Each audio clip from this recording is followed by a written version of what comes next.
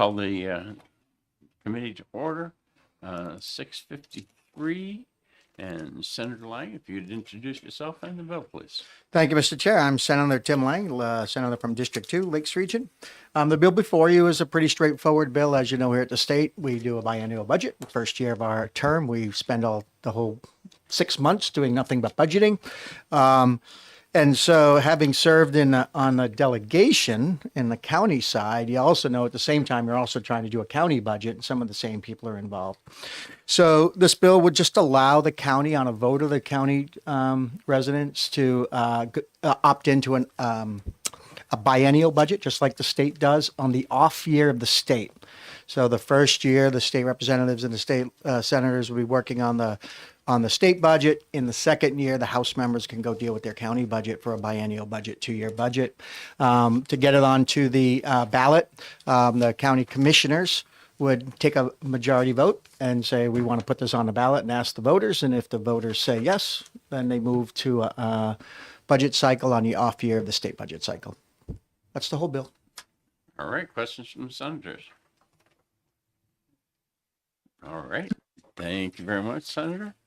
I only have one person signed up, and she said she didn't want to speak, but she's changed her mind. I'm sorry. I meant No, that's okay. That's all right. We can let you change your mind.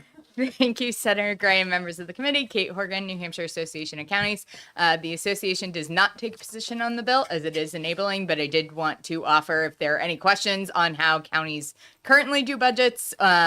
Most of you have been county delegation members, but not all of you. So I'm happy to take any questions.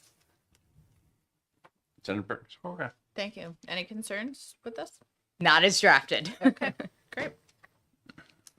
Any other questions? Mr. Chair, I did share it with Kate in advance to make sure we had language that works for them. Great. Okay. Seeing that, Thank you. well, no one else has signed up. We'll move right along. And the number of people who signed up online is 0. So there doesn't seem to be a lot of opposition to this. So we'll close the public hearing, and To go into executive. we have a motion to go into executive session. All those in favor say aye. Aye. All those opposed say nay. Then we are in executive session. Move OTP on Senate Bill 653. OTP, Lang, Roachford. Comments, questions? I do Senator. actually. Now, when would the vote happen for the voters?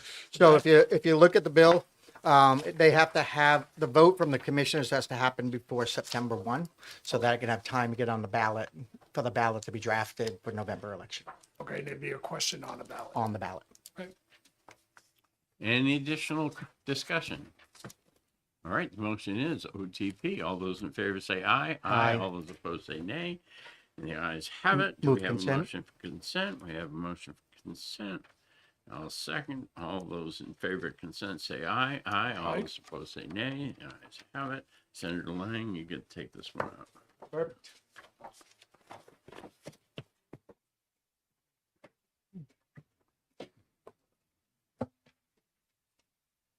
Don't give me that one in a little bit, because we're going to do some more executive.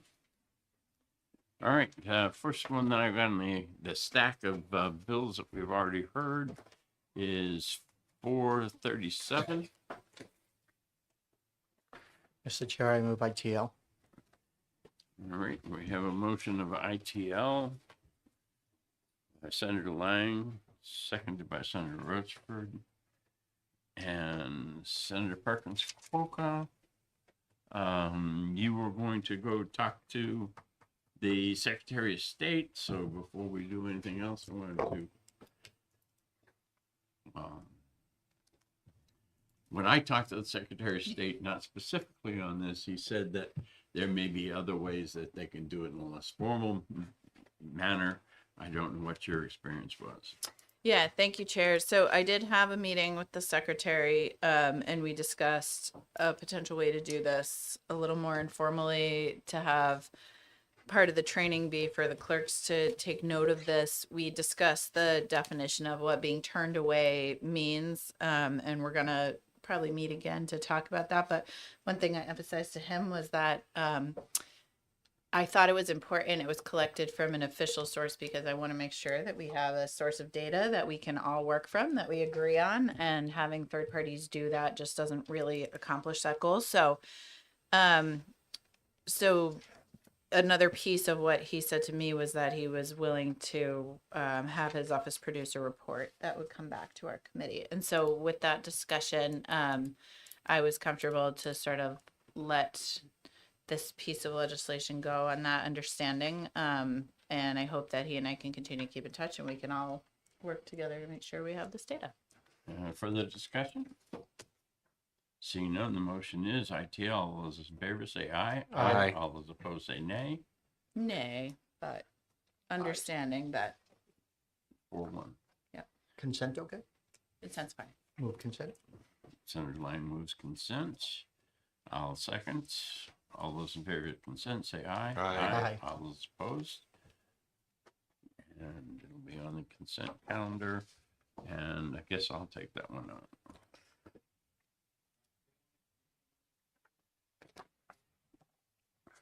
And we still have 4 minutes, so next one in the stack is 438.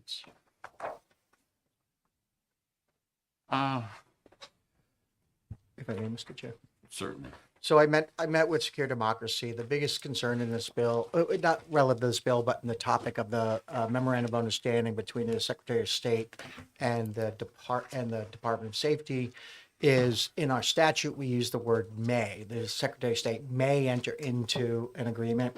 They just like that change to shall. And so if we're willing to hold off on this, I'll go chase down that statute, find out what it is, and propose an amendment just to change that. Their concern is that due to changes in offices that could have somebody who decides they just don't want to do it and withdraw the memorandum of understanding. So we want to make it clear that it's a requirement, not a request. I've also had people tell me that they don't want that formal agreement, put out anywhere. I mean, for security reasons. Sure. What data is being transferred and all that stuff. So, any other comments on the may to shall? No, Chair, just to Take say this that one was along. that's the same thing I heard and that works for me. So Okay. thank you. So that one will be held for a little bit of time. Let's try one more here. There's not a whole lot of people on the next bill signed up either, so. All right, 514. Senator Lang, you want to comment? Thank you. So we're gonna have another bill a little bit. I think it's one. Yeah, we're gonna have another bill a little bit later talking about voting to override caps and 643. so yeah, we'll talk about governing bodies taking votes to override caps and recording those votes. So I think this bill is a little superfluous given that bill, and so I'm going to move interim study. Senator Lang moves interim study. I will second. Discussion. All those in favor say aye. Aye. All those opposed say nay. The ayes have Move it. consent. We have a motion for consent. Second. Second by Senator. All right. All those in favor of consent say aye. Aye. All those opposed say nay. The ayes have it. And I'll take that one up too.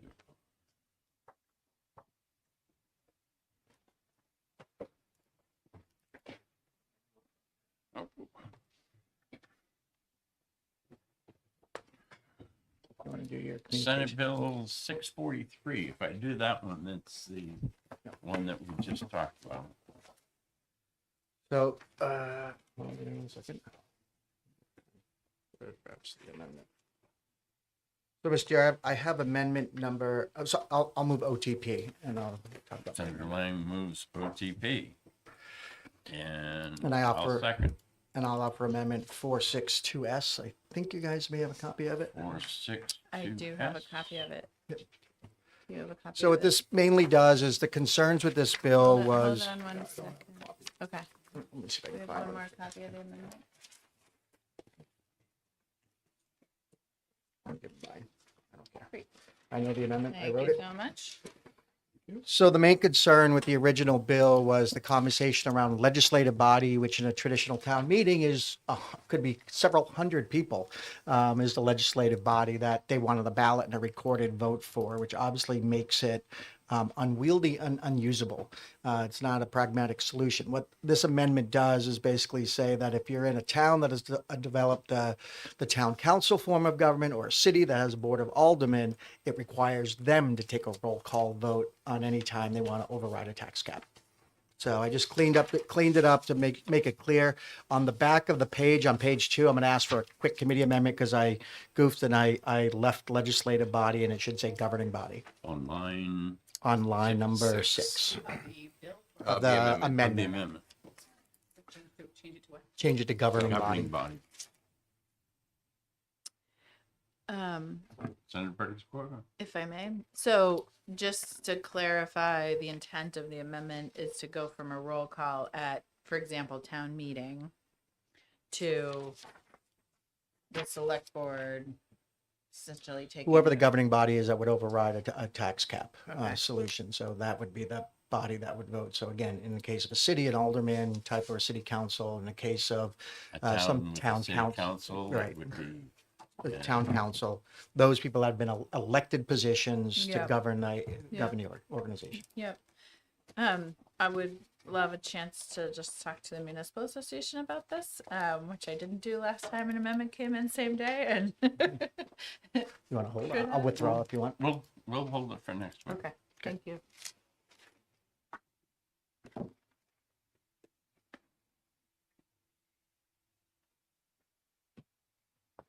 And today is the 10th, right? Yes.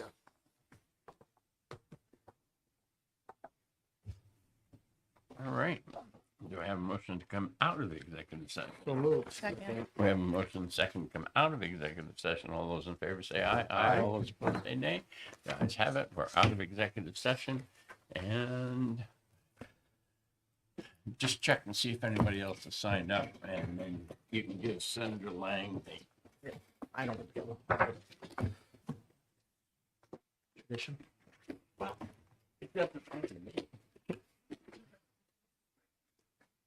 We can even be, more traditional. Thank you.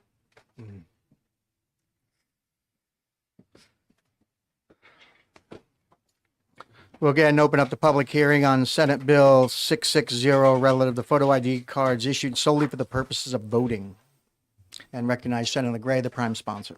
Well, thank you. My name is James Gray. I'm a senator representing Senate District 6, which starts in Rochester and Stratford, goes up Route 11 to Alton and Gilmanton.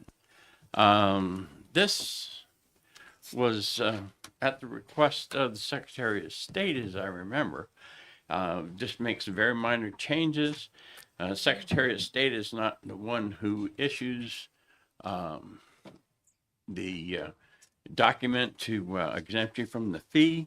So you see them crossed out on line 8 of the bill, and then down the same thing on line 28 is when you have to provide proof.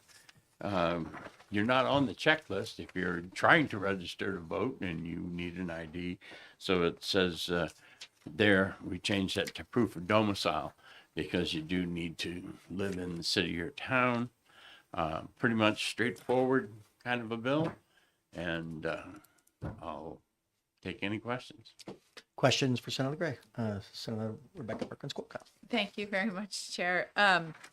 Okay, so this essentially removes the Secretary of State from the process of obtaining this ID, and then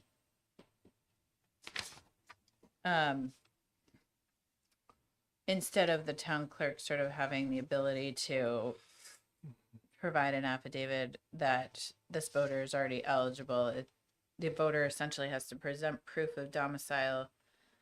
Additionally, like, what if the voter's already registered and has already provided that proof of domicile? Well, What was the thought to have them do it again? even when you vote, you still have to prove domicile. Yeah. In fact, what happens when you go in to vote, they Check your license. tell Yep. your name and they Yep. give your domicile Yeah. and you say yes. Yep. And that's, in that case, that's your proof of domicile. Right. Okay. Certainly if the address doesn't meet, but again, we don't want the city clerk in Berlin certifying somebody that is in Peterborough. Okay. Sure. So we want them to provide, that the city clerk is the one involved in this. Okay. So All right. Thank you. Anybody else? So Senator Gray, just to make it clear, this is also because we now have voter ID, you have to show an ID. Even if you are on the checklist but don't have an ID, if somehow you get on the checklist, this will still allow you to go get one because you just show the clerk, I still live in town, and you can get the form and then go get a current ID from, Yep. Thank you. Any other questions? And it should be noted that the Secretary of State now, if you need a birth certificate or documents, to prove certain things, that there is the ability to get a document from them without charge that says for voting purposes only. So, we've done things to try and make it easier because of the other things that we've done that did make it harder. Any further questions, comments? Hearing none, thank you. Nobody else has signed up on Senate Bill 660. There was one representative signed in, Robert Weary, in favor, but not wishing to speak. And online, we had 2 in support and 4 opposed. Last call. Anybody else want to speak on Senate Bill 660? Seeing none, we'll close the public hearing on Senate Bill 660, and I'm turning the gavel back over to Senator Gray. You can take a motion to go into executive session. So moved. All those in favor of going in executive session, say aye. Aye. All those opposed, say nay. We're in executive session. And, We take up the one we just talked about. all right, I'll move out of pass on Senate Bill 660. 660 OTP. Senator Lang, Senator Roachford. Discussion? Yes, ma'am. So I'm still a little, I just want to walk through this. So basically what you want to do is provide this ID card to make it easier for folks. So there's another option for them to provide the ID they now need to provide at the polls. They come in to get the ID and essentially they need to provide independent proof of domicile here as opposed to referring to the fact that they're already registered to vote somewhere, because that's what they would have to do at the polls now under the change of law. Okay, I'm with you. All right. Further discussion? All those in favor say aye. Aye. All those opposed say nay. The ayes have it. Move Everyone- consent. Consent. We have a motion from Senator Lang. Consent. On a second. All those in favor of consent say aye. Aye. All those opposed say nay. It'll be on the consent, and I will take that one out.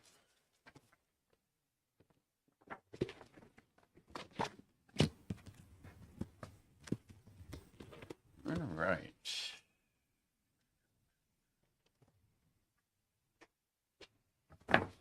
The next one that I have in the stack here to talk about is 534. This was a Senator Avard bill. There is an amendment. And I will move ought to pass. Second. And I will further move amendment 2026-0426S.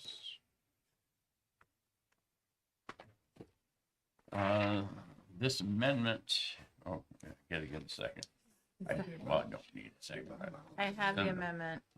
Yeah, I don't know the amount. Second, Why? second on the amendment. Okay. Does Senator Long have a copy of the amendment? Okay, great. Thank you. So the amendment for the AG, he wanted further definition of the citation, so that's what the amendment does.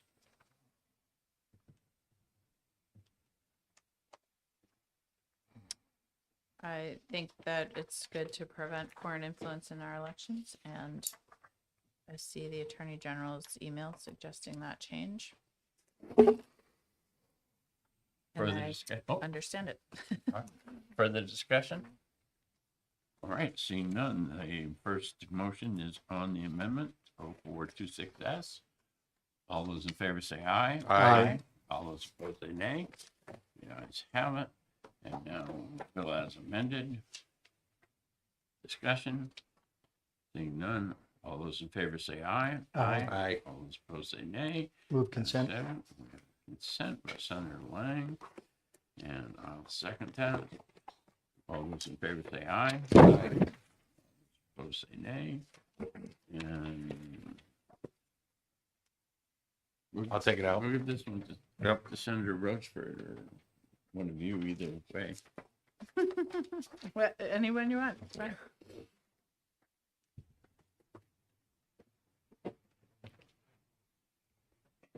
Still got some time, right? We got 4 minutes. All right. Continuing on. 585. I Move move- auto pass. I'll second that.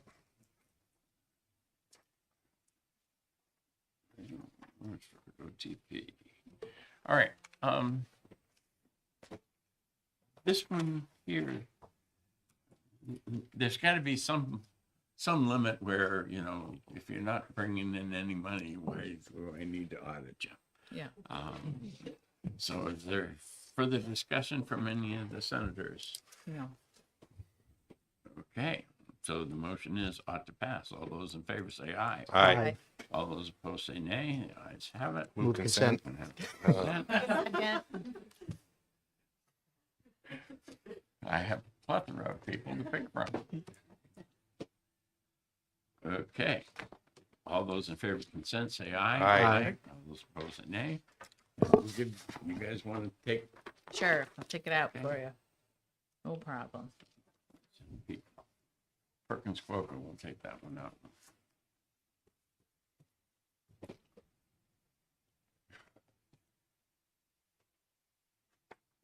Okay. 658. I mean, 587. They're close. Wait, 586 or I had 587? one number on my mind and I was looking at another one. 587. I'm going to move ITL. We have a motion by Senator Lang for ITL. This is the redistricting. It is. I know. But you and I did talk. We did talk. All right. We did And talk.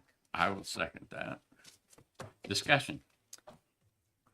I would love to let my senator who made the motion talk first if he's willing. No, again, so when we heard this bill and we talked about this bill, the criteria is already established in law. We talked about the plus or minus 5%. We talked about, especially when we talk about house races, they're so hard to gerrymander or rig at all. Senate districts, maybe a little more so, and congressional district probably even more so. But again, I think it's clear the courts have found it's a political process, not and it's worked. So I'm fine with the way that things are being done now. Thank you for your comments. I think, again, this was offered in the spirit of having been a member of the redistricting committee, trying to get the best process that we can, knowing that I can always have a conversation with my chairman, but that my chairman won't be here forever. I just wanted to make sure that, you know, that we have I'm something sure she was that, talking about retirement. just something that, you know, survives us and reflects the fact that this only happens every 10 years. And so those of us that have been on the committee, I think should try to improve it. I heard the concern that you don't want to have to go around the state twice. I don't think this legislation demands that because it only requires 3 hearings after reapportionment. All of that said, I'd much prefer to work together with you guys on something if you're willing. And so I hope that even if this bill doesn't survive, that there are some improvements we can make so that as we redistrict in a few years from now, we can do that in a way that best incorporates the public. All right. I also want to make a comment that this bill, the legislature that is going to do the next redistricting is 3 elections off, I think. Something like that. So right now, you know, we can't bind another body to do anything, okay? And doing this now may set some guidelines that they might be able to look at, but it would not bind them in any way. Certainly the federal requirements of one man, one vote. I think that Senator Perkins Wilk and I, did try to make sure that the difference between towns and population was well within the established guidelines. And I think we did a good job of that. That to me is the most critical criteria in the redistricting is the one man, one vote. Additional comments before we take the vote on the ITL?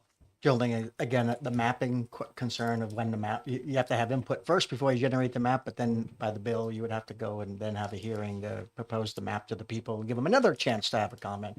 And that's where I think the two, going around every county twice and having public hearings twice, one to receive input, then you generate your map, then you go back out and receive input again. And on the timeline that we're on, I'm not sure that's reasonable. And again, I would contend that lines 22 through 24 do not require that. However, I'm happy to have a conversation if that is the concern. And I will be voting against the ITL motion as this is something near and dear to my heart. But I understand the arguments and would welcome working together on this. Okay, seeing no other comments, the motion is ITL. All those in favor say aye. Aye. All those opposed say nay. Nay. And the vote 3-2, and I will take that one out also. Must be in my time, huh? Move to come out of executive session. I have a motion to come out of executive session. All those in favor say aye. Aye. All those opposed say nay. Ayes have it. And we are out of executive session.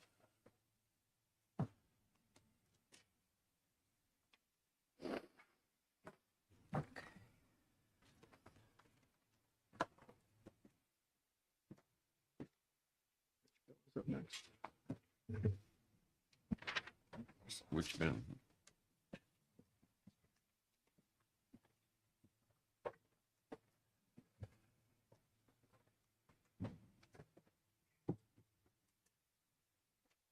All right. This hearing is for House Bill 323. And you introduce yourself and the bill, please. All right. Good morning, Chairman Gray and honorable committee members. For the record, my name is Robert Wary. I have the privilege of representing Hudson, Hillsborough District 13. The purpose of this bill is to ensure that when a registered voter obtains a ballot, that a secure and reliable form of identification is being provided through a government-issued ID. The prime sponsor has laryngitis and could not make it. So I'd like to read a short statement from him.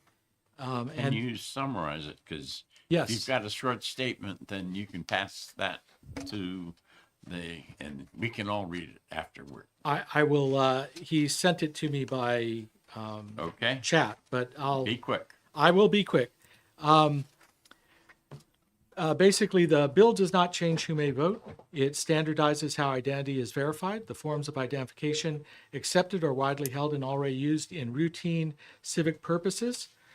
Free voter identification remains available. A reasonable grace period for expired identification is preserved. And voters aged 65 and older may use qualifying identification without regard to expiration. Election integrity depends on clarity, consistency, and public confidence. H323 advances all three by applying the same straightforward rule in every town at every election while reducing ambiguity for election officials. I would like to continue with some of my own comments. Currently, there are 36 states that have identification requirements. At least 9 of those states already require a government-issued ID for voting activities. In 2024, the general election had over 4,800 out-of-state driver's license presented at the time of registration and voting. There's a growing concern that the issuance of driver's license by other states is not as secure and as robust as New Hampshire. There's a court case. The U.S. Supreme Court has already recognized that non-resident voting is a concern. In Dunn versus Bloomstein, the threat of colonization is cited. The court states the main concern is that non-residents will temporarily invade the state or county, falsely swear that they are residents to become eligible to vote by voting, allow a candidate to win by fraud. Surely the prevention of such fraud is a legitimate and compelling government goal, but it is impossible to view. And that goes on to talk about durational residency, which is not at issue here. So the only thing that Chairman Barry from our House Committee suggested is that it may be reasonable to add a clause providing that is restricted only to the identification forms identified in that section. That's the only, otherwise it seems a little open-ended. Was the only comment that Chairman Barry passed on to me. So with that, I'd be happy to take any questions. Questions from the senators? Senator Perkins Corbin? Yeah, thank you, sir. Do you have any statistics about sort of, or instances or examples of someone using a student ID that was later proved to be a false form of identification, or? Well, there classically the type of voter fraud that is easiest to detect is when someone votes twice, because then you have two voting instances that you can catch. When you don't, and that's the Attorney General has caught that numerous times. It's harder to detect certain things. The analogy that is commonly made is the speed limit on 93 at some points is 65 miles an hour. There are people who exceed that occasionally, and not every one of those people who exceed that limit is caught. And so I think that is perhaps an analogy worth consideration. I appreciate your analogy. Follow up if I may, Chairman. Absolutely. Yeah, thank you for your comments. And then it seemed like you cited a case that contemplated colonization. So I assume that's from a while ago. Yeah, it's I forget the exact date of Dunn and Bloomstein, but it is an old case, but the principles remain the same. And so I recommend it's a good case. It has a good discussion. I'm trying to see if I have a note here as to when it was actually filed. I don't, but if you're curious, I can send you a copy of that if you're Sure. sure. Thank you. All right, I will Thank do you, that. Representative. Further questions from the senators? Seeing none, thank you very much. Thank you. Representative, I don't know which bill you're here for. Town clerk, I'm Oh, here okay. for 323. It looked like a representative's badge, that's all. It did. All right. It did. I think we must use the same printer. Well, come on up then. Which? Tracy Walsh, I'm on the list. Yep, come on up.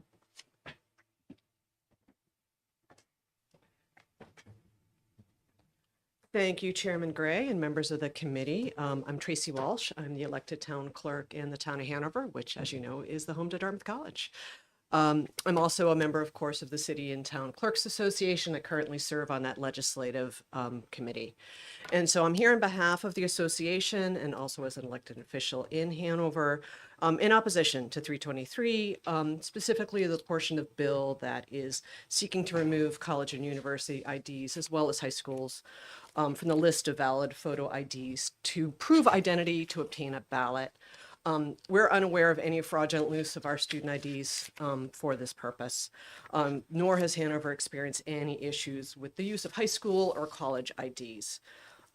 We feel it's a well-vetted form of ID. I verified with Dartmouth College myself last week the steps they take before they do first issuance, and they do check out-of-state driver's license, a photo ID, before they will issue them a Dartmouth photo ID. So I took that time last week before coming to see you today.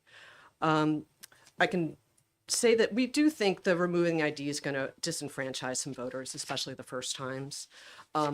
It wrongly assumes that students drive or can make, we appreciate the non-voting IDs that are being made available, but to obtain one, you still have to go to a DMV.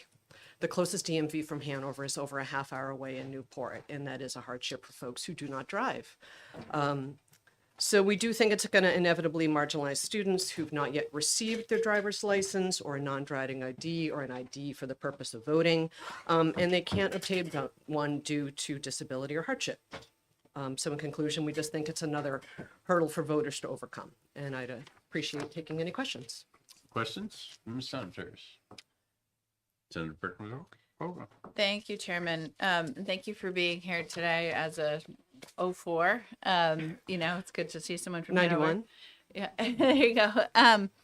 So just a couple logistical questions about the concerns you raised. I mean, we had a similar bill to this in the Senate, and we had talked to the University of New Hampshire along similar lines. So just to clarify, you're saying that Dartmouth College, before issuing a student ID, verifies the identity of the student, and that normally when a student ID is presented, it's simply for the purpose of identity, right? Yep, and I'm happy to share the contact I had at Dartmouth if you'd like to verify that. Yeah, that's interesting. Maybe we could get a copy of that for the committee. I can do it. It's from their Yeah. website. I will send you a link. Okay, that sounds great. And follow up if I may, sir. Yes, ma'am. So a lot of new voters are turning 18 and are therefore eligible to vote for the first time. Maybe the rules have changed, but can freshmen have cars at Dartmouth now? Officially, no. Yeah. So it would be pretty difficult for them to get to a DMV half an hour away. Yes, and I can tell you on the opposite side, for those who do have cars, upperclassmen, other ones, we on behalf of the clerks and my clerks in my office, if you're registering your car in New Hampshire, we follow the DMV directive that your next step is within 60 days to go get a New Hampshire driver's license. Sure. But these are more than non-drivers and those who, aren't able to get to Newport. Okay. Thank you very much for being here. Any other questions? Senator Lang? So other than Dartmouth, who you say does validate identity before issuing a student ID, do you know if any of these other schools are non-public schools? Do they validate? Do any of the other private schools validate identity? Do you have anything around that? I do not have any documentation that I can use to back that up, so I don't want to answer. Thank you. Additional questions? Seeing none, thank you very much. Thank you, Senators. And David Tucker.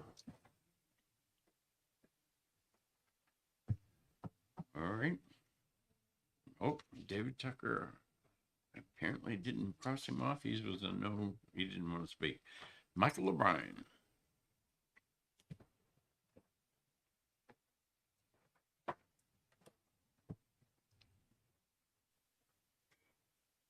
Good morning, Mr. Chair, members of the committee. My name is Michael O'Brien. Here on behalf of my client, the New Hampshire Campaign for Voting Rights, testifying against this bill today. Couple of things here that we just want to that are concerns for us. So one, we did track last year as best we could the number of voters who were turned away from both town and city elections.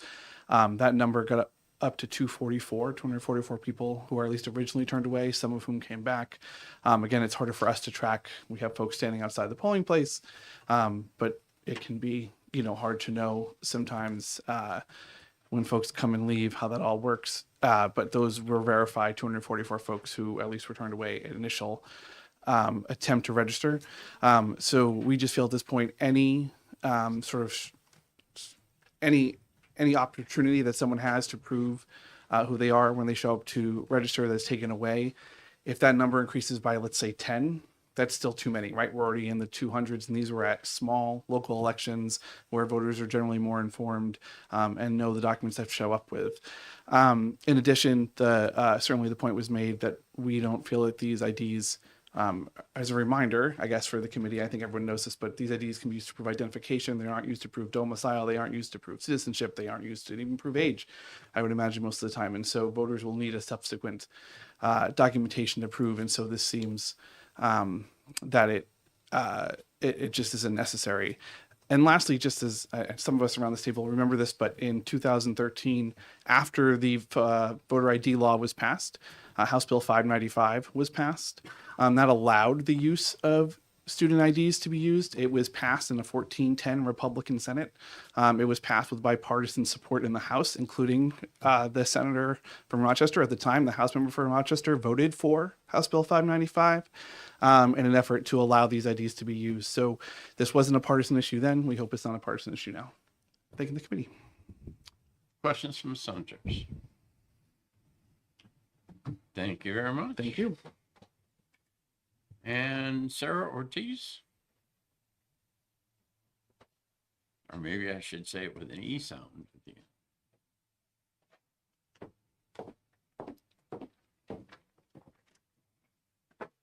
end. Hello. Good morning. Thank you for allowing me to testify today. My name is Sarah Ortiz, and I'm the Public Policy Fellow with Open Democracy. I'm here in opposition to House Bill 323.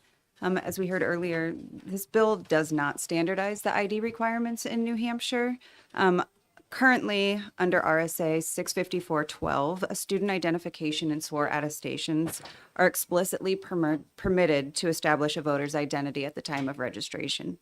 So if that person uses those same IDs or attestations to go in to access the ballot, they could be turned away. There's no evidence that student IDs or sworn attestations have compromised New Hampshire's elections, and HB 323 is solving a problem that doesn't exist while it's creating real barriers for eligible voters. So for these reasons, I respectfully ask that you vote inexpedient to legislate on HB 323. Questions from senators? Senator Lane? So is there any other type of activity, like taking a plane? Could a student use a student ID to get on a plane? That I am not sure of. I'm just sure that under RSA 654-12, they can use it to register to vote. So it doesn't, to me, it doesn't make sense that you can use a form of ID to register to vote, but then when you go to actually vote, you can be turned away using the same exact ID. Additional questions from senators? Seeing none, thank you very much. Thank you. Grace Murray. I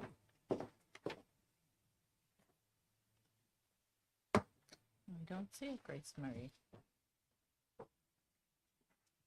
No Grace, huh? All right. Is there anybody else that's looking to testify? Okay, Mr. Trumbull. Pass that down to Mr. Trumbull so he can sign in, or are you, okay, you pick up the other. Go ahead. Good morning, Mr. Chairman.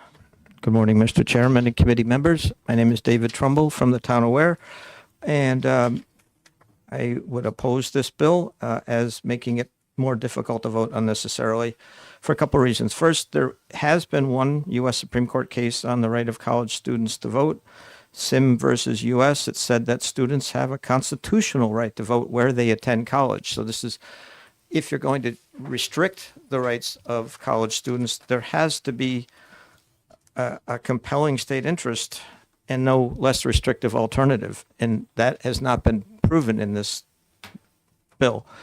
Second is New Hampshire elections are safe and secure.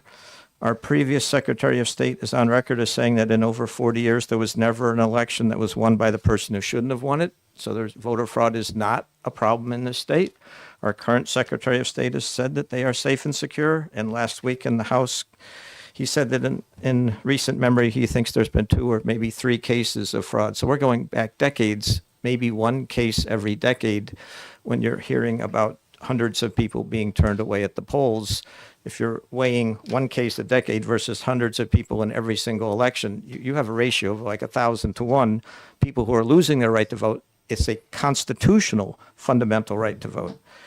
And then the last thing is just to go with college IDs. In the end here, they're going in front of voting officials, people who are trained.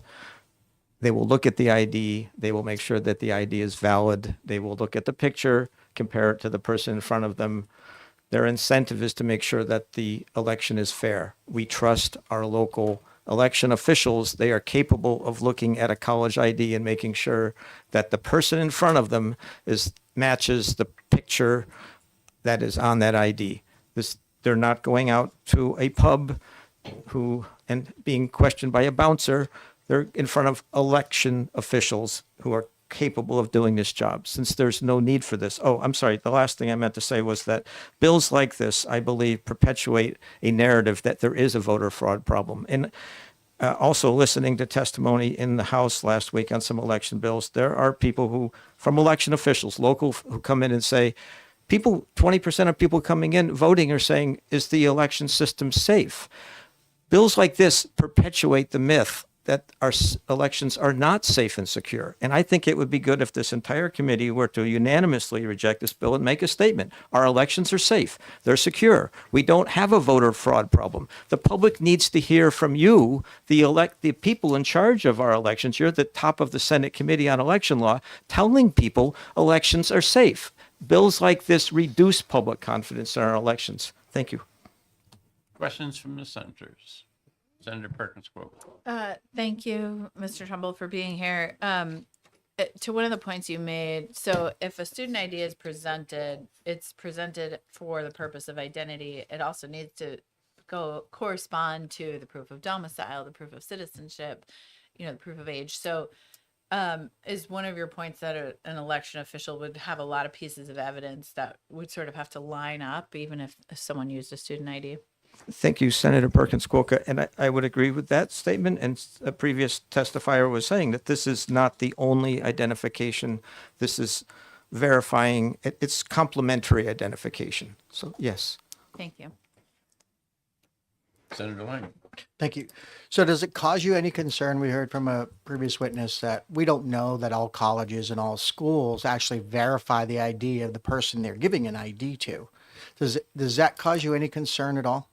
That witness did not say that colleges are handing out IDs that are incorrect.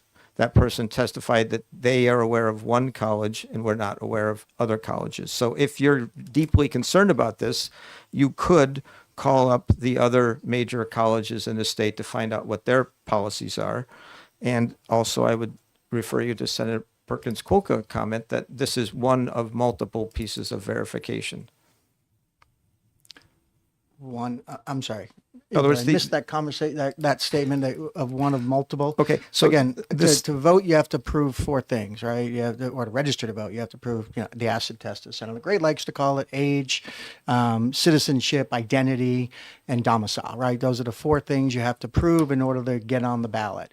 So we have a question on this one. It's no different whether you're a student or you're a working employee or a mom at home, right? The requirements are identical.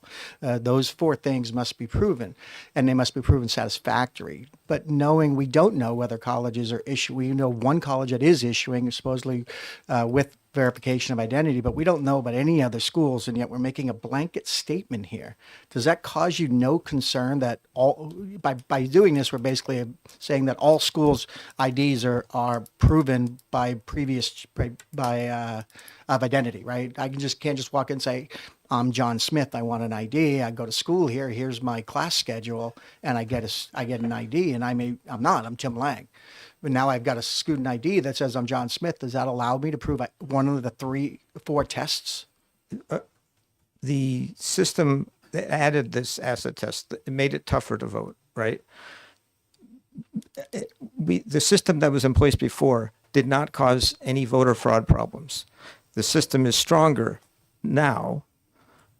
If there's no evidence of voter fraud before, to make it stronger again, I would think that you would need to prove that there is evidence of voter fraud. As I've indicated, our secretaries of state have said we don't have a voter fraud problem in New Hampshire. So if there's no voter fraud problem in New Hampshire, this looks like a solution in search of a problem. If you have evidence that there is abuse by people showing up with college IDs that are incorrect, then this bill could go forward, or maybe there's some way to make sure that colleges don't issue IDs unless they meet certain tests. That would be more practical. But to say that ID that you rely upon, that college student uses that ID as verification in a number of places, all of a sudden it's no longer valid until you have documentation that there's a problem, then this bill should not be passed. There are other less restrictive alternatives. That's my first point, was it's a fundamental right to vote. Can't do it unless there's a compelling state interest and no less restrictive alternative. I don't see any evidence of a compelling state interest, and there are less restrictive alternatives. So those would be the steps you should go through before you reduce somebody's fundamental rights. Last question. So given the bill we just passed around the idea they can get a free ID if they just go to the clerk's office and ask for it. They can get a state voter only issue ID. That there is a government issue easily available. In the case of Dartmouth, I had to take my daughter up there to get her driver's ed exam. So it's not far from the college at all, the driver's education. So again, isn't there an alternative, an easy alternative? They can get it for free, and they just got to go to DMV and say, "Here's my voter only ID I want. Here's the domicile proof. I proved domicile." Isn't that again in a security related matter, making sure that one of the 4 tests, identification, is done and governmentally approved with government issue ID versus, again, we don't know about the colleges and whether they are or not validating identification, right? It's an unknown. And so doesn't that strengthen by clarifying that I is a government issued ID that's freely available at no cost if they choose to get it for voting purposes only? Thank you, Senator Lang, for that. I understand where you're going with that, and I can certainly see that a free government ID is another option for people. If you want to say either or would be acceptable, fine. This bill doesn't say either or. It says we are banning the use of one type of ID, which we have not had any history of problems with. So add that other one on for people for whom maybe they can't get to the DMV or they want to have that government ID for some other purpose.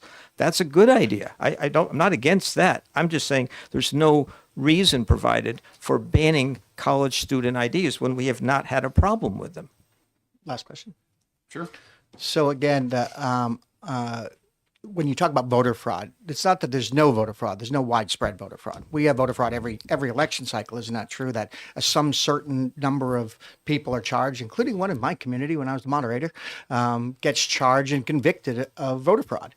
And so it's not that it doesn't exist. Isn't it more accurate to say it's not widespread?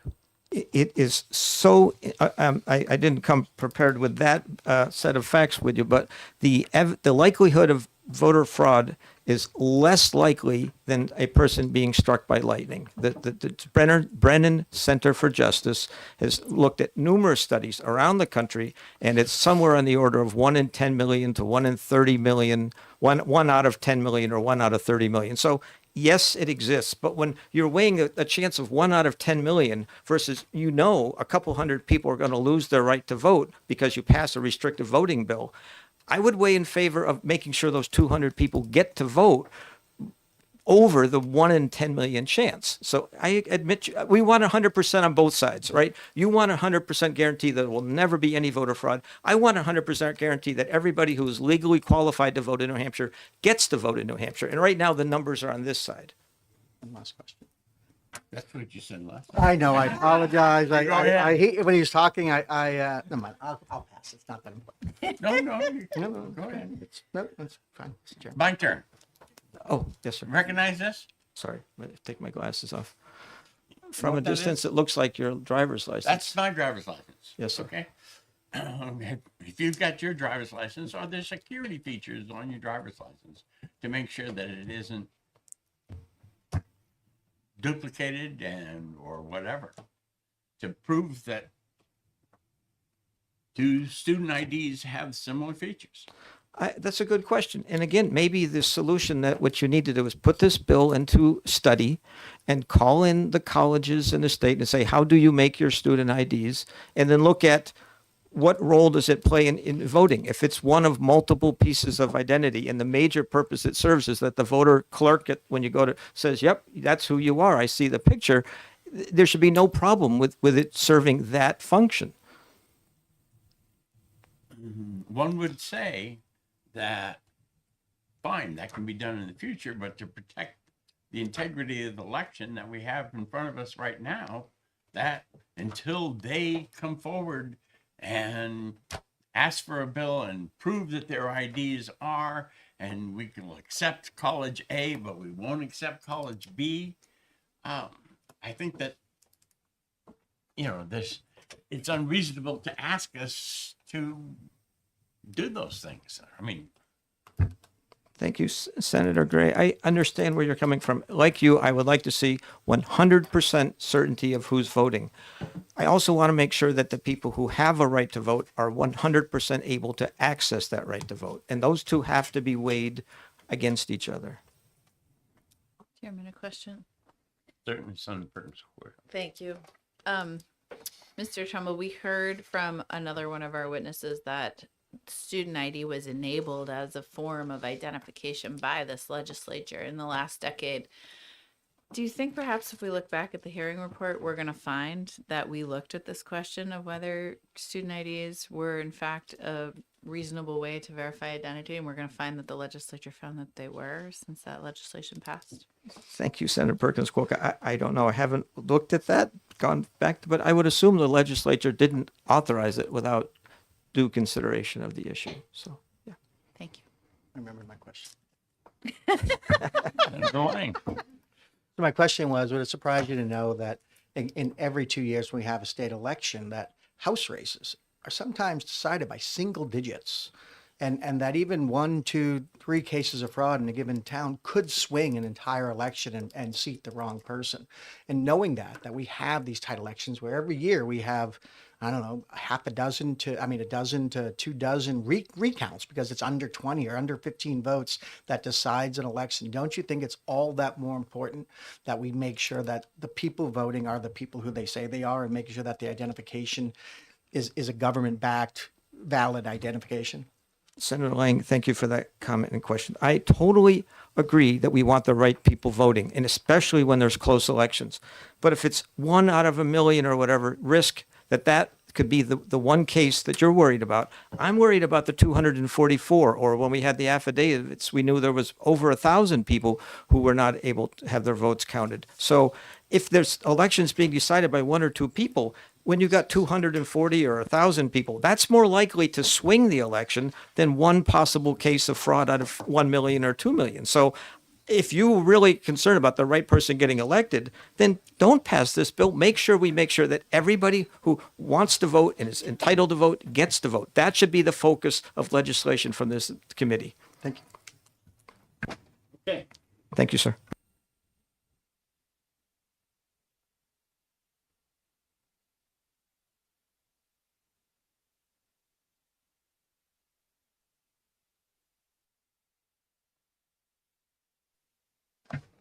Laws for the 26, 27 period.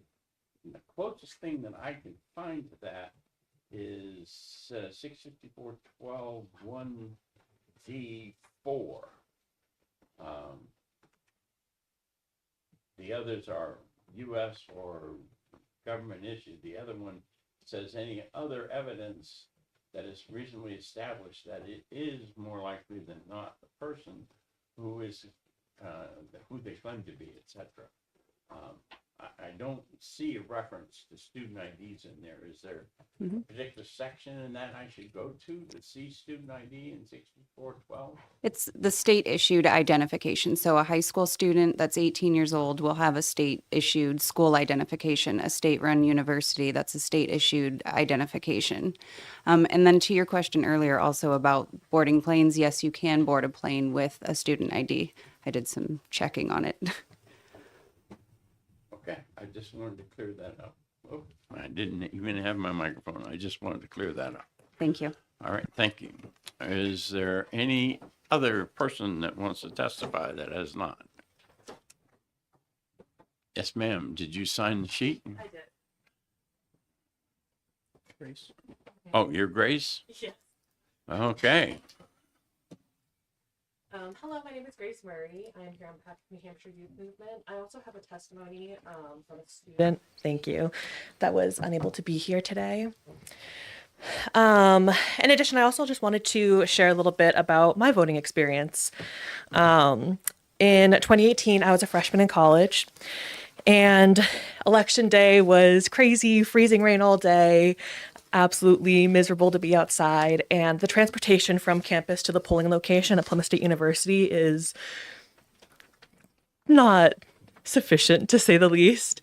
Students were waiting in the rain for long months time, from 30 minutes to 2 hours to get there. But luckily, my roommate had a car and she drove me there. After waiting outside the polling station in the rain, we got inside and I got to the registration and realized I did not have my driver's license on me. Not surprising because I didn't have a car on campus since I was a freshman, but I did have my student ID on me.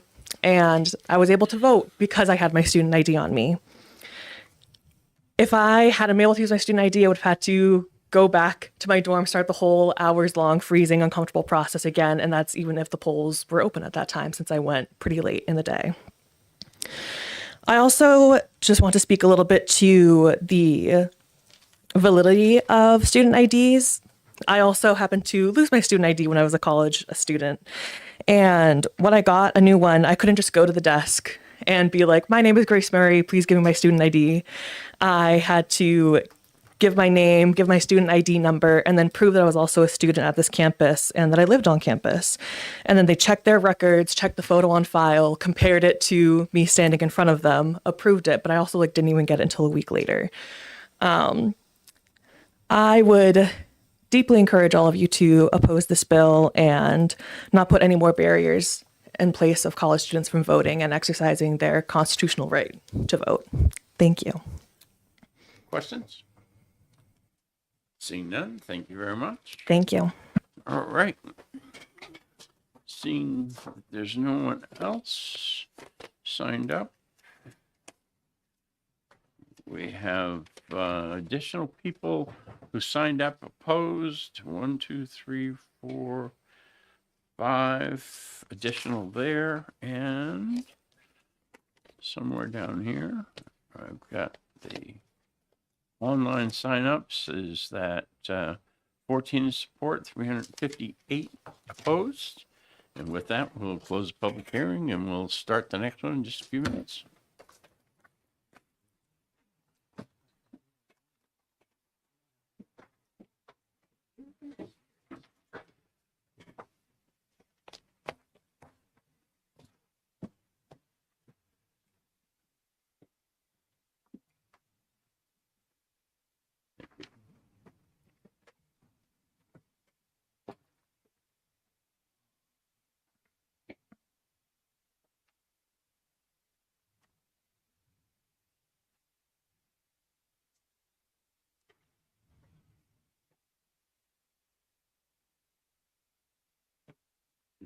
All right. Our next bill is House Bill 317. And if you'd introduce yourself and the bill, please. Yes, thank you, Chairman Gray and honorable committee members.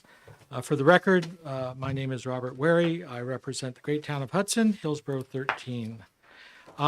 This bill prevents a supervisor of the checklist from verifying a person's identity without the proper identification, even if they personally know that person. The sponsor extends her regrets, prime sponsor extends her regrets as she's presently clerking the election law committee over at Granite Place.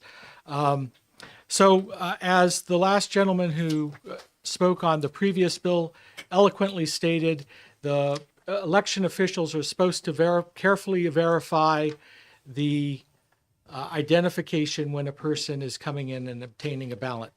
There have been reported to us various instances where if people were allegedly known by the election official that they were waved through. And this, of course, caused some concern among the observers of the election because these people are not being handled in the same diligent, careful process that other individuals who came up to obtain a ballot were being handled. Therefore, because of that, we agree that it is an important thing to carefully verify the identification when someone comes forward. And so we want to codify that to make sure that that happens on a consistent basis for reliable election integrity. Questions from the senators? Senator Perkins Spoken. Thank you, Chairman. Thank you for being here, Representative. I have a similar question. Do you have any examples of a case where this very neighborly and community-oriented procedure caused a problem? There have been reported to us that there were instances in some places where people were just sort of being waved through. And so we felt it was important to establish this in a more rigorous fashion. Thank you. Thank you. Senator Brewster. Thank you, Mr. Chairman. Thank you for their testimony, taking my question. So I've got a town with 6 people in it. Yes. Do we think this is a little excessive for a town with 6 people in it? It is possibly excessive for a town with 6 people in it. I think in the past, when New Hampshire was smaller and there weren't quite so many people around, it's very possible that every election official knew everybody. There are certainly many places where that isn't true. If there is a town of 6 people, I think that for the sake of election integrity, the inconvenience of an extra 6 minutes might be okay. I mean, it doesn't take that long to verify an identification. If I hand you something, you can see the face, see the name, make sure it's that I am who I am, and then go on. I'm not sure we're asking that much of election officials for the sake of election integrity. Thank you. Senator Lang. So I'm a moderator, been a moderator for God bless you. 15 years. I've probably done, Yes. I can't think of the total number of elections I've moderated between primaries, presidential, local, and doing that, moderating probably, whatever that is, probably 75 to 80 elections, living in town for over 20 years. Would it be is it inconceivable that number one, I've done this a million times. I won't say a million times, it's an exaggeration, but I've done this a lot of times. More than 6 times. More than 6 times. So where my selectman, who I know and who I voted for, forgot his ID, and I validated the selectman is who he is. Is that a excessive use of power to say that I can validate that my selectman is who he says he is? I don't know if it's an excessive abuse of power. That sounds a little strong. I do think that someone, if this were a large town and someone were observing that, it's very possible that an observer might be concerned to seeing that you're processing one voter differently than another. Okay. I go back to the old thing, I'm not responsible for other people's feelings. That's very progressive. Additional questions from the senators? All right. I Seeing none, thank you. Apologies for my abrupt departure, but I have a committee to get to. St. Clair? I think maybe it's gone. I'm sorry? Maybe I mispronounced it. No, Charlie, St. Clair. Okay. Good morning, and it is indeed a pleasure or privilege to speak before my first Senate. No, I strike that in a long time. And I thank you for not asking me to show an ID to say who I am. I realize I have a badge here that may be who I am. But let's just pretend that I had to show an ID to sit down here. Senator Lang and I go back quite a while. And I would look to Senator Lang and say, I would kind of look at him and maybe say, can you verify who I am? And I would expect him to be able to do that. And I have heard of no problems at all from several town clerks and 2 city clerks that I've spoken to. The image of people being waved through, I think, is a not quite fair image. I don't normally carry an ID. But I come from Laconia. It's not a huge city, but it's a fair-sized city. And I want to just tell you an incident where I was in a wheelchair from a bad motorcycle accident, and I went to vote, and it was in a primary, and everybody gathered around me and asked me all about this accident and wanted to know everything.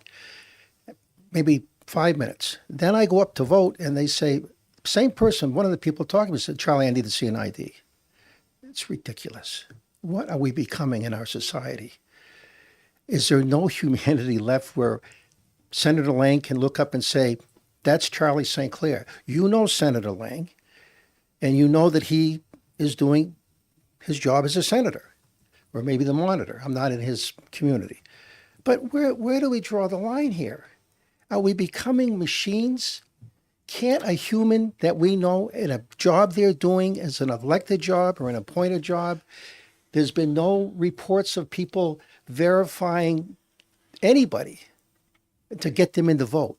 I've not heard of one incident. And if it happened, I'm sure it would be screamed on the headlines of many of our newspapers or radio stations or podcasts or whatever.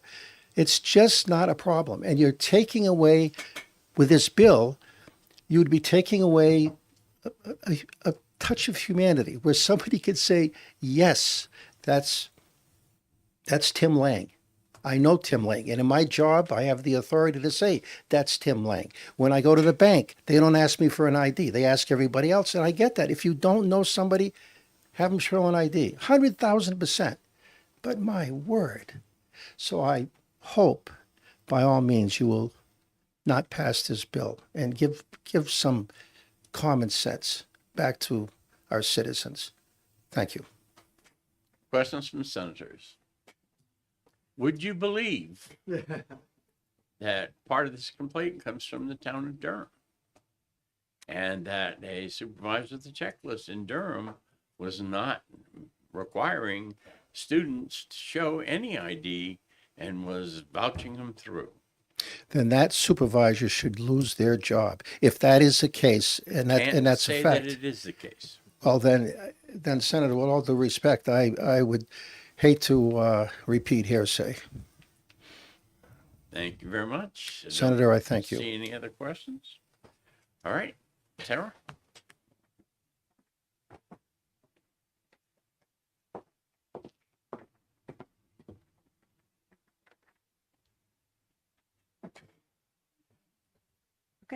Good morning, and thank you again for allowing me to testify today. My name is Sarah Ortiz, Public Policy Fellow with Open Democracy.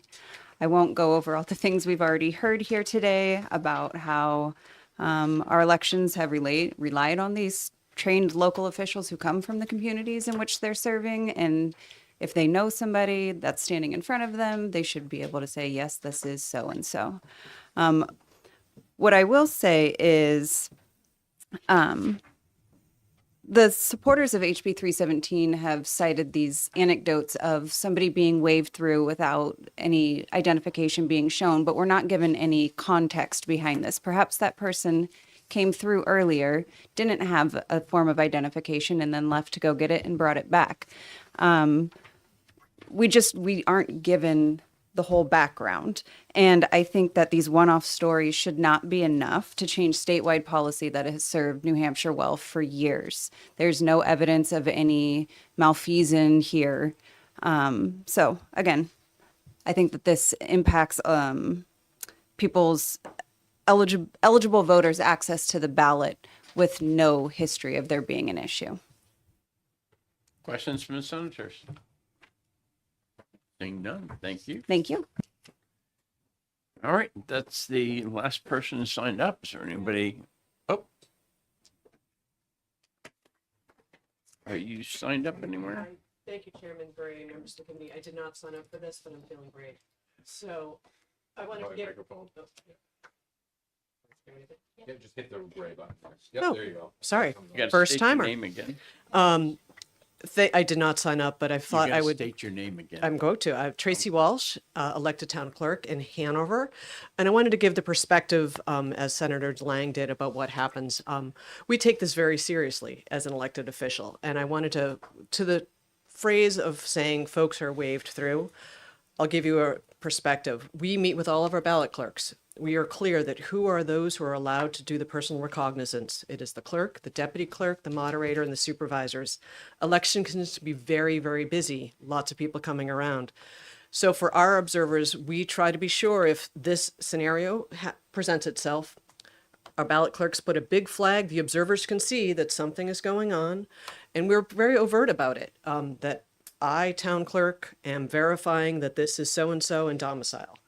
To try to give a little perspective that we want our observers to feel that we are giving due diligence to each voter as they appear and if they have not presented a ID. Happy to take a question, but wanted to give a perspective from the ballot. Senator Long. Thank you, Mr. Chairman. Thank you for your testimony. I've seen it in my ward where everybody knows we're looking to verify somebody. In your elections, is that basically the same thing, or are you going individually with a worker to verify this person? Does everybody know that for whatever reason somebody needs to verify this is who? It's hard to say. I'm not in the seat of an observer, so I don't know what they're seeing. But we just try, as we're training our ballot clerks, to say this is one of the scenarios that may appear when a voter comes forward that will be an issue with sending them through with a ballot. So we try to be overt. We're trying not to be. We're trying to be very transparent when we're checking folks in, because we know that we are often being observed. Very good. Thank you. Additional questions? Seeing none, thank you very much. Thank you. And as I said, that was the last person that signed up. There were 1, 2, 3, 4, 5, 6 people who signed up opposed, and there were online 12 support and 213 opposed. And with that, I'll close the public hearing. Do I have a motion? Go into executive session. I have a motion to go into executive session. All those in favor say aye. Aye. All those opposed say nay. The ayes have it. We're in executive session. I do want to talk about the last bill. Knowing that it is sometimes difficult to get people to serve as supervisors of the checklist, and some of the other positions, that, you know, there may be alternatives. There may be, you know, instead of having one person sign under the penalty of perjury that this is the right person, so that if some reason we found out that they weren't there, is to having 2 election officials sign for somebody, or something else. That, you know, it is certainly one of those where I could argue both sides of this. So as you think about this over the next week, you know, please think about ways that we can do it and still preserve the quality of the election. So, all right, anybody else want to comment on that one before I move on? Senator Wong. Quickly, thank you. Last year in the municipal election in the primary, I wasn't listed. I didn't know why I wasn't on their list. So I was verified. I mean, everybody knew me that was there, and that's why I asked the question, because it's normally everybody knows the ward that I vote in, why somebody's being verified. It's not silently this person's voting without showing anything. So let me just go off. You weren't on the checklist? I wasn't on the checklist. Yeah, and I asked the clerk to find out why I wasn't. I don't know why I wasn't. And he said maybe there's another Patrick Long in Manchester in Ward 7. I'm in Ward 3, and they probably pulled one. That was the only reason that was given. But I was a current alderman, and you know, so just so you know, in that particular case, with the law that we passed last year, they are supposed to have the voter database there. Okay, so they would be able to go and look you up in that voter database and see what transactions were attributed to your name. But you had your ID, right? I did have an ID. I didn't have All to show an ID. Oh, it was, yeah. Mr. Chair. Yeah. So again, this bill is, to me, anti-community almost, right? I mean, it's like we live, you know, I love New Hampshire. I love our small towns. I love the nature of my relationship with my town clerk and my supervisor checklist and all my community members that I've served on school board with and school budget committee and town budget committee and zoning board, right? I engaged and put myself into the community to take. This seems like it takes community out of the equation. It doesn't matter, right? Community means nothing. And I know that on its face, I can't support that bill as it sits right now. So, because again, I think it's anti-community. So, Senator Perkins Grover. Chairman, I would just add, I mean, I agree with that sentiment. And also, I mean, I think it is a relevant point that when we show up here, for example, I mean, we're also voting on important stuff and we recognize each other, so that should mean something. If someone wanted to impersonate me at the polls, it'd be a rather elaborate ruse because they'd have to have a bunch of small children with them. And, they recognize my kids and they recognize my wife. So I'm supporting what Senator Lang said. This does kind of feel like it really takes knowing each other out of the equation. And I would echo that about the lack of community. Like I mentioned, I got a town with 6 voters in it, and they all go out to they all have dinner together before they vote at midnight every year. And I come from a lot of small communities where people have been there generationally, and people are involved in their communities. And I think of myself, I've been on zoning boards and a variety of community events, and if I showed up without an idea, I mean, like we heard that the town knows you. I have a lot of pause with this, and as it's written right now, I'm not in favor of this as it stands right now. Okay. Back when I was a moderator, and I was elected for well over 20 years, but almost 30 years because they kept throwing me back in when other people would resign. There was a form that you were supposed to fill out if you were vouching for someone. And I do want to check with the Secretary of State if that's still the case. That way, certainly we could count the forms of people and see if there is a community that is apparently abusing it or whatever, but that would still require me to go up to the Secretary and do that. So without objection, we'll put this one on next week's agenda for passing. Okay. All right. What else have we got here? 586.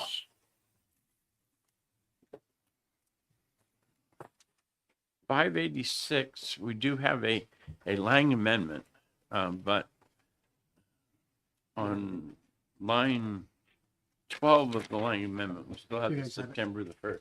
No, I haven't. Do you guys want I don't have yours. Mine should have come to the committee. Yeah, that's the Lang amendment. Oh, yours is 0485S. Okay. Yes. You can put it at the end of the table in case anybody in the audience. All right. Since Senator Lang's number is lower, we'll let him go first. Thank you, Mr. Chair. This amendment addresses timing. There's some pretty dramatic penalties in here with withholding of all funding. And so I wanted to put some caveats around that. So a couple of changes made are around line 17 and 18, where I added that the commissioner has basically 6 months from the filing period of receipt of it that they have to approve it and say, no, you're fine, don't worry about it. But then I go on, and at the end of 18 going into 19, I just create a carve out that says that if the district is actively working with the department in resolving whatever, they submitted something, there's some concerns and they're working with the department, then it's not going to trigger the withholding of funds as long as they're working with the agency on it. But I also, again, says that you can only do that for 1 year. You have to have those issues resolved within a year. Otherwise, the penalty will kick in. So again, it was about just creating some timelines around it so that schools know what the requirements are. The Department of Education holds a requirement, knows what the requirements are, and it creates a pathway for a school that has an audit and has an inadvertent problem. As long as they're actively working with the agency to resolve that, we're not going to withhold funds for the upcoming school year. Senator Perkins, go ahead. Thank you, Chairman. Yeah, I think some of those changes are great. And Mine has some similar spirit. I guess I'll start down in the same section. Line 17 going into 18, I added a sentence, school boards shall have a cure period, which I guess is similar to what Senator Lang added in here, which is like if they're going back and forth. We heard from a couple of the school boards that having a hard deadline would be kind of challenging. So I actually think if we're going to put in September 1st, it's like if their third party auditor doesn't get back to them or whatever. The intent was sort of like September 2nd doesn't put you in default, right? But like they say, we need your report, just like any private contract, right? You'd have a minute to kind of make sure you're getting that to them. But I just figured we could leave it to the department. Where in here did you address that so I can read it? Sorry, line 17 going into 18. I just said school boards shall have a cure period, and I figured the department could make the rules around that they wanted to. I think Senator Lang's language also works, but we might just want to make clear that it there's some ability to cure after September 1st. And then I also just felt that there were a couple things in the list of items on, gosh, I have the amendment here. Where's the original bill? Senator, do you have another copy of the amendment? Of my amendment? Yeah. See, this should have come to committee 2 weeks ago, so I just have my copy. You Sorry. look at mine. It's not, didn't make it in my folder. I'm sorry. On lines 8 and 9 of the original bill, an itemized list of expenditures, an itemized list of all employees, an itemized list of benefits. Like, this is kind of a lot of private information that's going out there. And if the point is to audit and just sort of like make sure everything looks right, then I think we could take a few items out of that list. And so I simplified what was required in the audit on lines 7 through 9 of my amendment. So, Chairman, I don't know the best way to proceed, but it seems like we're heading in the similar direction here. Okay. I will say, we did a follow-up. The September 1st date is a little problematic, depending on whether a school is on the calendar year or the fiscal year. Yeah. You know, if it's calendar year, it's easy. You got 9 months or 8 months to get your report in. But if you're on a fiscal year and you end July 1, you know, June 30th, it could create some problems. So I didn't know how to address that. I put the September 1 date in there, but I do think that still needs some follow-up to All right. figure out how to do that. The two of you get to work together. Who's going to Figured. take the lead? I can. Okay. Put a star next to your name. Alrighty. Okay.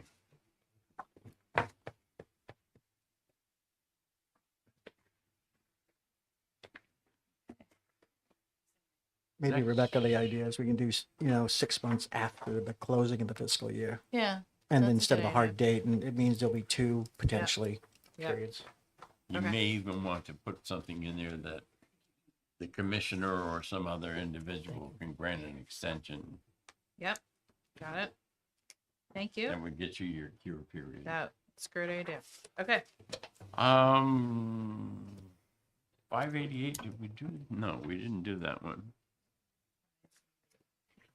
Mr. Yeah, Chair, requiring municipalities that are served by school districts to vote on closure of schools. I'll move interim study. Senator Lang moves interim study. I will second that.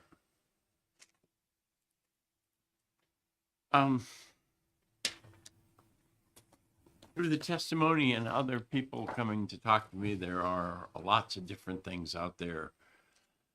Agreements that when districts were formed and other things, and how those would be affected by this bill are not known to me at this point. Certainly a community trying to keep a school open that is not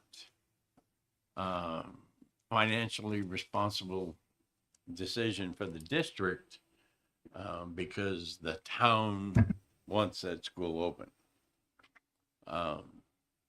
That certainly I would say, well, if the town wants it open, they ought to have some financial responsibility, maybe for deferred maintenance or whatever, or some other things. So that's why I support the interim study motion on this, is that there's just too many unanswered questions Comments from the rest of you?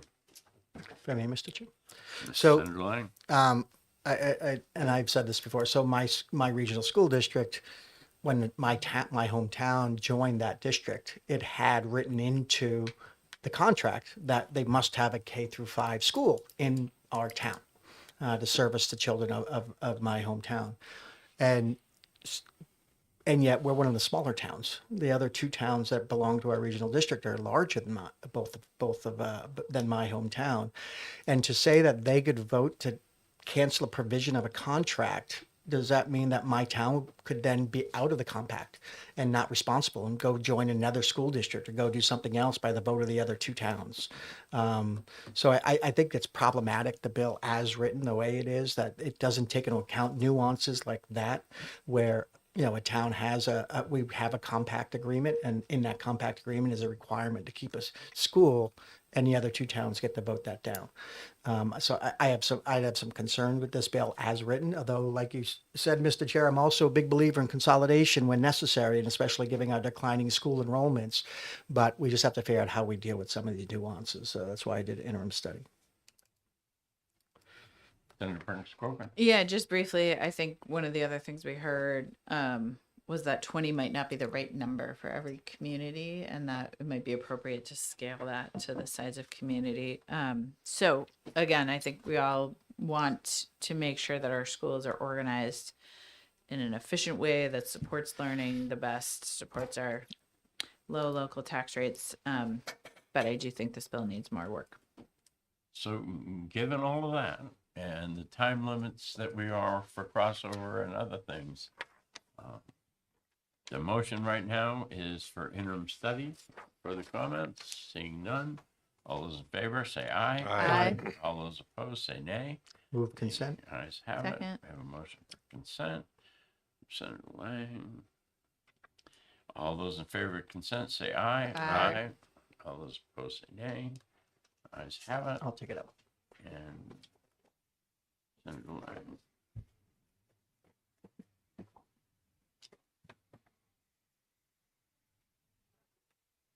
And I think all we've got left is 323. the only two that I've got left in the stack was 317 and 223, and those I want to do a few things on both of those. So, unless there's somebody that wants to speak, we already did 317. 323. Is anybody that wants to talk about that one?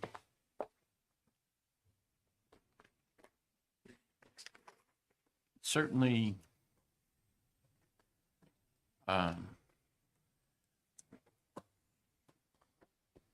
in observing and also in my past, looking at what happens when you get student IDs. I mean, even the IDs for the House members here. I mean, to get your badge and stuff, and your photo over, for the other badge that we get. Those are very hectic times and so saying, at a school like UNH or any of the other university system,